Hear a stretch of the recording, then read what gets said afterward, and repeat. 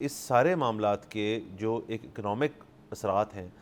ان کو اگر آپ جائزہ لگائیں تو میرے خیال میں اس کو جائزہ لگانا بھی بڑا مشکل ہے، اور ابھی 40 سم تھنگ ڈیز ہوئے ہیں اس کے اندر۔ دنیا جو ہے وہ ساری سفر کر رہی ہے۔ آپ اس کے اندر ویسٹ میں چلے جائیں، ہمارے خطے میں چلے جائیں، ایسٹ میں چلے جائیں، ساؤتھ کوریا کی بات کر لیں، جو آئل امپورٹنگ نیشنز ہیں ان کی حد تک، ان کے عوام کی حد تک معاملات بڑے خراب ہیں۔ یہ ایک دنیا کے اندر ایک اکنامک، جتنی یہ کائنیٹک وارفیئر ہے اتنی یہ اکنامک وارفیئر کی صورت اختیار کر لی ہے اس جنگ نے، اور ابھی دیکھیں کہ یہ معاملات جو ہیں سنبھلے نہیں ہیں۔ سو یہ کسی کی اگر سوچ تھی کہ جی اسلام آباد ٹاکس ہوئیں گی، پھر یہ ڈیسیجن ریچ ہوئے گا، اس سے پرائسز کم ہوں گی، یہ چیزیں ہو جائیں گی، میرے خیال میں ہم اس پوائنٹ پہ آ چکے ہیں کہ اگر یہ معاملات لیٹ سے ابھی ہمارا شوق جیسے ہی ختم ہوتا ہے اس کے بعد سب کچھ ختم ہو جاتا ہے، جنگ رک جاتی ہے جو obviously نہیں ہو رہا، تو اس کے بعد بھی کئی مہینے یا نہ صرف مہینے، سال شاید لگ جائیں کہ اس کا جو اکنامک امپیکٹ آیا ہے اس سے ریکور کرنے کے لیے۔ جی بالکل، ایک تو یہ دیکھیں نا کہ جس دن پاکستان کی ٹاکس اناؤنس ہوئی ہیں اس دن $3 ٹریلین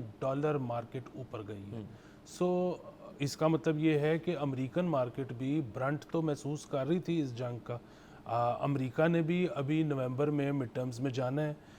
امریکہ میں مطلب مارکیٹ جو ہے وہ ڈٹرمن کرتی ہے کہ آپ کو ووٹ ملے گا کہ نہیں ملے گا۔ سو ایک اور چیز آپ کو یاد ہوگا کہ اب ظاہر ہے جب ایک دفعہ مذاکرات شروع ہو گئے تو پھر تو وہ ہم دیکھ رہے تھے کہ جو ہیٹرز ہیں وہ دعائیں ہی کر رہے تھے کہ جی ناکام ہو جائے،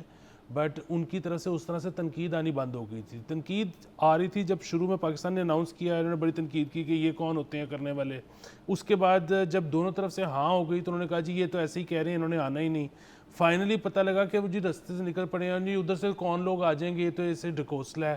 لیکن پھر ہم نے دیکھا امریکہ سے جو لوگ یہاں پر آئے، مطلب اس سے اوپر تو صرف ڈونلڈ ٹرمپ ہی تھے اور کوئی بندہ امپورٹنٹ ایسا نہیں تھا جو اسلام آباد نہ پہنچا۔ اسی طرح جو ایران سے لوگ آئے ان کی تو آدھی سے زیادہ کابینہ یہاں پر موجود تھی، مطلب اس کے اوپر آپ یہی مانگ سکتے تھے کہ جی خامنہئی صاحب خود آ جائیں۔ سو یہ ممالک، دونوں ممالک جو جنگ میں ہیں، وہ انہوں نے اگر اپنی بیسٹ ٹیم بھیج دی ہے تو اس کا مطلب ہے they want to end it۔ ٹھیک ہے، اب اگین ڈومیسٹک پرابلمز اپنی جگہ، they want to end it and they are also feeling انسانی جان کا ضیاع جو وہ فیل کر رہے ہیں وہ تو وہ کر رہے ہیں، ساتھ اکنامک برنٹ بھی وہ فیل کر رہے ہیں، سو برنٹ بھی وہ ہیں۔ سو اس لیے مجھے یہ لگتا ہے کہ یہ اب بہت زیادہ آگے معاملہ نہیں چل سکتا۔ ہوپ فلی سینٹی ول پریویل اور پوری دنیا یہ باور کرانے میں کامیاب ہو جائے گی امریکہ کو خود بھی سمجھ آ جائے گی کہ یہ کوئی ایسی چیز نہیں ہے جس کو ہم سالوں تک طول دے سکیں۔ اگین سر بالکل ایسے ہی اللہ کرے خیالات سب کے اندر ہوں۔ اس کے ساتھ ساتھ جو فیکٹر ہے آپ کا اسرائیل کا، اس کے اندر جو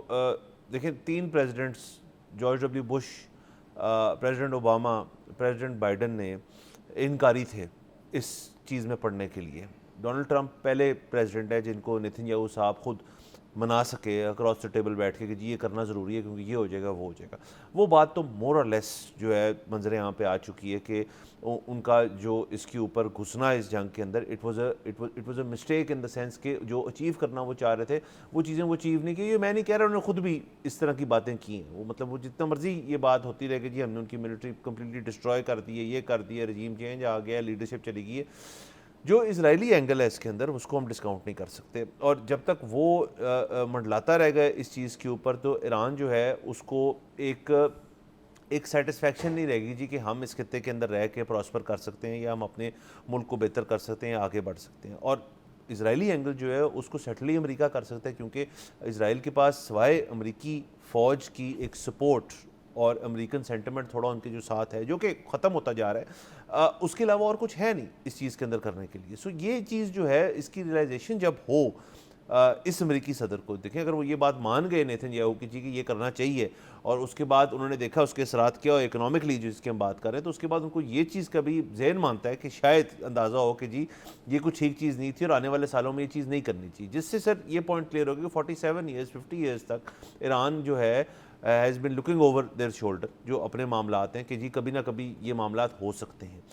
اب شاید سر یہ پوائنٹ آ گیا کہ اس کو ٹائم دیا جائے ان ٹاکس کو, اگر مزید ٹاکس ہونی, اگر مزید نیگوشیشن, جتنا اس کے اوپر ٹائم سپینڈ کیا جائے گا with the ceasefire intact, اس کا مطلب ہے اور ڈیپتھ میں جا کے باتیں ہوئیں گی, اور قسم کی انڈرسٹینڈنگز جو ہے کریٹ ہوئیں گی, اور آگے جاتے ہوئے ایک مکمل طور پہ امن و امان جو ہے اس کو اچیو کیا جائے گا. کیونکہ ابھی دیکھیں وقتی تھا, جب بھی ایران کے معاملہ ہوتے, ایون جون والے جو اٹیک ہوتے, اس کے بعد سب کو پتا تھا کہ یہ ایک وقتی امن و امان ہے. تو اس والی جو ہے اس دفعہ اگر اس کو آپ ایک پرولونگڈ چیز کر سکتے ہیں تو میرے خیال میں اس سے بہتر کوئی چیز نہیں ہو سکتی. ہاں دیکھیں جی, انسانی جان ایک ایسی چیز ہے جب چلی جاتی ہے تو واپس نہیں آتی, اس لیے بڑا دکھ ہوتا ہے. اور ابھی جنگ کا خطرہ ٹلا نہیں, ابھی بھی جنگ مزید ہو سکتی ہے, مزید جان کا نقصان ہو سکتا ہے. بٹ ہیونگ سیڈ دس, اگر آپ اس میں سلور لائننگ ڈھونڈنے کی کوشش کریں تو وہ یہی ہے کہ امریکہ کے اندر جو لوگوں کا تاثر تھا اسرائیل کو لے کر, وہ اس کے بعد بہت خراب ہوا ہے. اور آپ یہ دیکھیں کہ ہم کنونسڈ ہیں اس پہ, میں اور آپ تو کم از کم, کہ امریکی ملٹری مائٹ کے بغیر اسرائیل جو آج تک کرتا آیا ہے وہ بہت زیادہ دیر تک نہیں کر سکتا. اور آپ یہ دیکھیں کہ غازہ میں 3 سال سے نان سٹاپ یہ سارا کچھ ہو رہا ہے, لبنان بھی ان کے لپیٹ میں آ گیا ہے. اور ہم یہ دیکھ رہے تھے کہ بتدریج ان دونوں چیزوں کی وجہ سے امریکہ کے اندر جو سینٹیمنٹ تھا وہ اینٹی اسرائیل ہوتا جا رہا تھا. لیکن اب اس کی وجہ سے, کیونکہ یہ تو اب جنگ گھر آ گئی ہے نا, تو اگر یہ مزید ایکسپیڈائٹ ہو جاتا ہے معاملہ, اور اس کی وجہ سے سب سے پہلے ایران, اور اس کے بعد پھر لبنان, اور اس کے بعد پھر غازہ کے معاملے میں بھی اگر امریکہ اپنی سپورٹ پل کر لیتا ہے اسرائیل کے پیچھے سے, اور پھر اسرائیل کو ان تمام جگہوں پر سیز فائر کرنا پڑ جاتا ہے, تو پھر ہم یہ کہہ سکتے ہیں کہ چلیں اس میں کوئی بہتری تھی. بالکل بہتری تھی. اور سر آپ دیکھ لیں اس طرح سے کہ اس کے اندر میں پھر یہ کہنا چاہوں گا کہ اسرائیل کی یہ جو ایک امریکہ میں جیسے آپ کہہ رہے ہیں اس کو سمجھ رہے ہیں کہ یہ کس قسم کا ملک ہے اور کس قسم کی لیڈرشپ ہے ان کی, اس کا ایک بہت بڑا کریڈٹ جاتا ہے میڈیا کو, نہیں کنونشنل میڈیا کو, نہیں آلٹرنیٹیو میڈیا کو. اسرائیل کے اندر سے جس قسم کی بھی بیانات آ رہے ہوں, جس قسم کی ان کی لابی ہے امریکہ کے اندر, وہ جو آلٹرنیٹیو میڈیا ہے, جو پوڈ کاسٹ ہیں, یوٹیوبرز ہیں, میں امریکی بہت سارے لوگوں کی بات کر رہا ہوں, میں پاکستانی بہت ساروں کی بات کر رہا ہوں, میں دنیا بھر کے اندر لوگ جو ہیں جو آلٹرنیٹیو میڈیا کے اوپر بیٹھے ہوئے,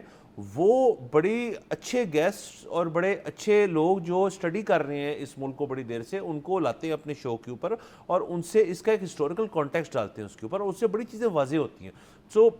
یہ بڑی اچھی بات ہے کہ اب یہ واحد ایک جو آپ کہہ سکتے ہیں کہ جو میڈیا اونرشپ پہ کنٹرول امریکہ کی حد تک بات کر لیں, جو جوش لوگوں کی بات کر لیں, اس سے ہٹ کے ایک آلٹرنیٹیو میڈیا جس کے اوپر بہت زیادہ عوام اب جا رہی ہے, وہ انڈرسٹینڈ کر رہی ہے کہ یہ معاملات کیوں, اس کی وجہ سے یہ چیز اچیو ہوئی ہے. اگر ہم کنونشنل میڈیا کے دور میں ہوتے تو یہ چیز کبھی نہ اچیو ہوتی. جی, ایک تو کبھی اچیو نہ ہوتی, اور دوسرا ایک اور چیز یہ ہے کہ اس میں لیکن ایک افسردہ بات یہ ہے کہ جو ٹریڈیشنل میڈیا ہے, اس کا مطلب ہے کہ اس کا ہاتھ عوام کی پلس پہ سے ہٹتا جا رہا ہے. اگر وہ اس چیز کو ہائی لائٹ نہیں کر رہا ہے تو اس کو پھر اب پتہ ہی نہیں ہے کہ اب ٹرینڈ کیا چیز ہو رہی ہے. اور میڈیا کا تو کام ہے جو چیز ٹرینڈ ہو رہی ہے اس کو ڈسکس کرنا, کیونکہ ادروائز آپ کماؤ گے کیسے. سو وہ ابھی تک اپنے جو پرانے ماسٹرز ہیں ان کو سرو کر رہے ہیں امریکہ میں, اور اسی لیے دے ول لوز بزنس.